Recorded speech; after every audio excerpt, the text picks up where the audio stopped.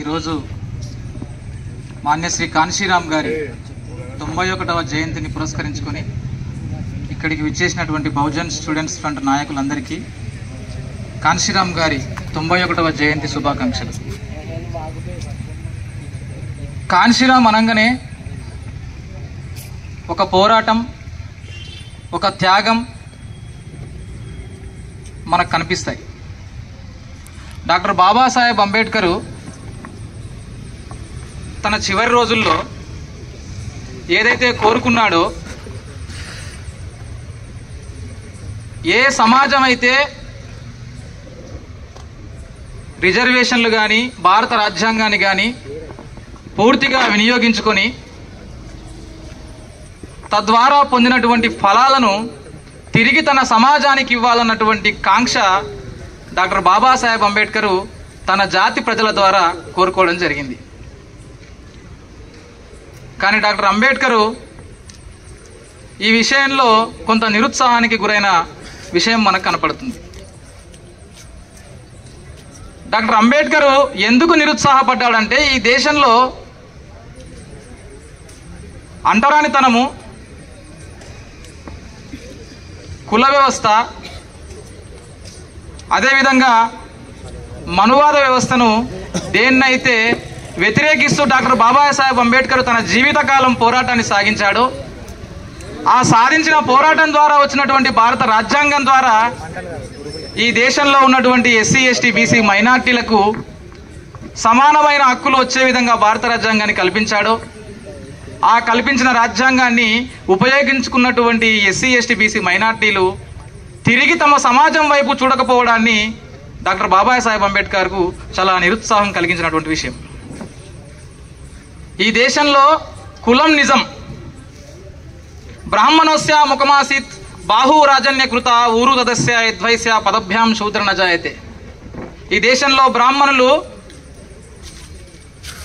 దేవుని యొక్క తల నుండి పుట్టారు, బ్రాహ్మణుడి తల నుండి పుట్టారు.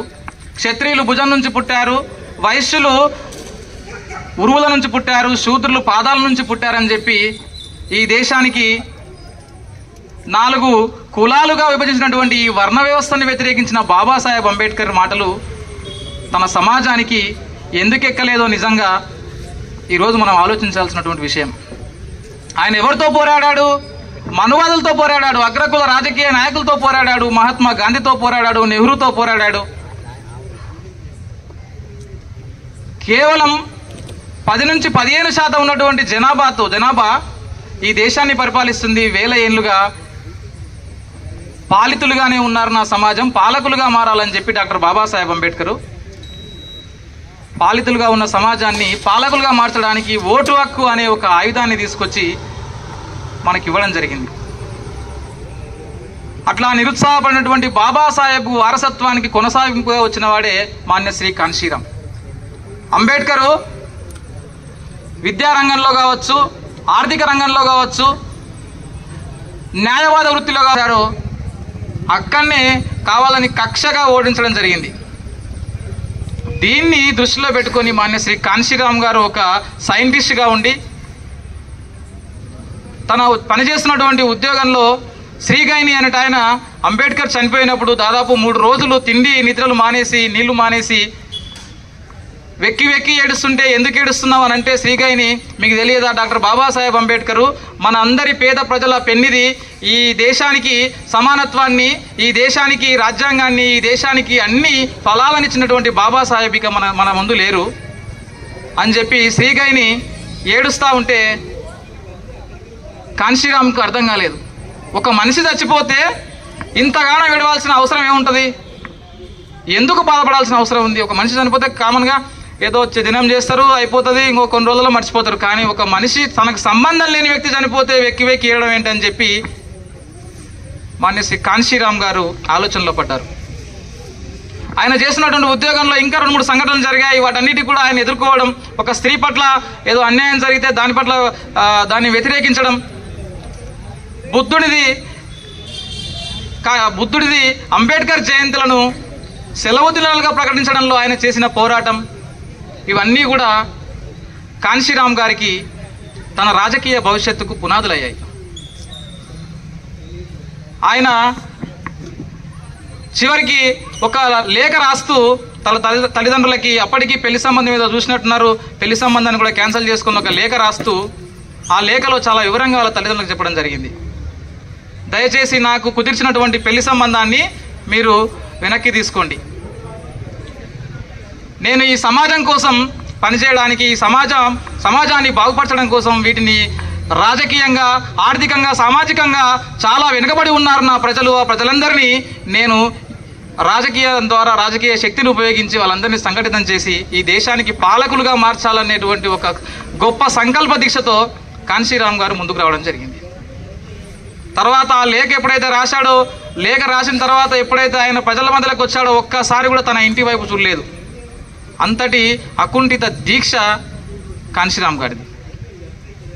ఒక చిన్న సైకిల్ తీసుకొని గ్రామాలకు వెళ్తూ చదువుకొని సమాజాన్ని, అరే ఇది కాదురా బాబు, మనం బతకాల్సింది ఇట్లా కాదు, మనం చాలా అంటరానితనం అనుభవిస్తున్నాం, అగ్రకులాలు ఈ సమాజాన్ని అంతా నెట్టివే అవమానాలకు గురి చేస్తూ ఉంది, అణచివేతకు గురి చేస్తూ ఉంది. కాబట్టి ఈ అణచివేతను మనం సహించొద్దు, దీన్ని ఖచ్చితంగా మనం పోరాడాలి అని చెప్పి కాన్షీరామ్ గారు ఒక చిన్న సైకిల్ తీసుకొని ఊరూరు తిరుగుతూ చిన్న చిన్న పిల్లల్ని మాసు జనం లోపలికి వెళ్ళి వాళ్ళందరికీ బహుజన సమాజం అంటే ఏంది, అంబేద్కర్ అంటే ఏంది, పూలే అంటే ఏంది, బుద్ధుడు అంటే ఏంది, కాన్షీరామ్ అంటే ఏంది అని చెప్పి, ఇది సమాజం 1000 ఏళ్ల కింద బుద్ధుడు, అశోకుడు ఈ రాజ్యాన్ని, సింధులోయ నాగరికతను, ఈ మన సామ్రాజ్యం ఇది, ఇట్లా మనం బతికాము, ఇప్పుడు ఇంత నీచంగా బతకడానికి కారణమైనటువంటి మనువాద వ్యవస్థను ప్రశ్నిస్తూ మన ప్రజల్లోకి చాలా ఘాటుగా,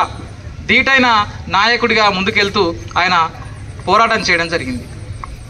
బహుజన్ సమాజ్ పార్టీ ఎప్పుడైతే పెట్టాడో, అంతకంటే ముందు రిపబ్లికన్ పార్టీ ఆఫ్ ఇండియాలో కావచ్చు కొన్ని సంఘాల్లో పనిచేయడం జరిగింది. కానీ దీనికి ఒక స్ట్రక్చర్ ఏదైతే ఉండాలని చెప్పి ఏర్పాటు చేసి బహుజన్ సమాజ్ పార్టీని ఏర్పాటు చేసిన తర్వాత మాన్యశ్రీ కాన్షీరామ్ గారు అతి తక్కువ కాలంలోనే ఈ దేశ అగ్రకుల రాజకీయ పార్టీలను ఉర్రూతొలగించాడు, వాళ్లకు ముచ్చెమటలు పట్టించాడు.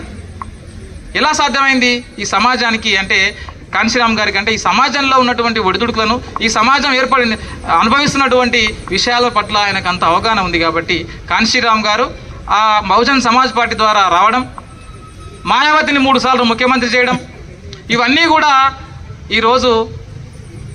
ఈరోజు దేశంలో మన సమాజం పట్ల కొంతమేరకు ఏదైతే వివక్ష తగ్గిందో దానికి కారణం మాన్యశ్రీ కాన్షీరామ్ గారు అని చెప్పొచ్చు. బాబాసాహెబ్ అంబేద్కర్ తర్వాత మాన్యశ్రీ కాన్షీరామ్ గారు కనుక బహుజన్ సమాజ్ పార్టీ స్థాపించి ఈ దేశంలో ఈ రాజకీయాలు కనుక చేయకపోయి ఉంటే ఈరోజు మన పరిస్థితి ఇంకోలాగా ఉండేదేమో. ఒకవైపు బీజేపీ ప్రభుత్వం, కాంగ్రెస్ ప్రభుత్వం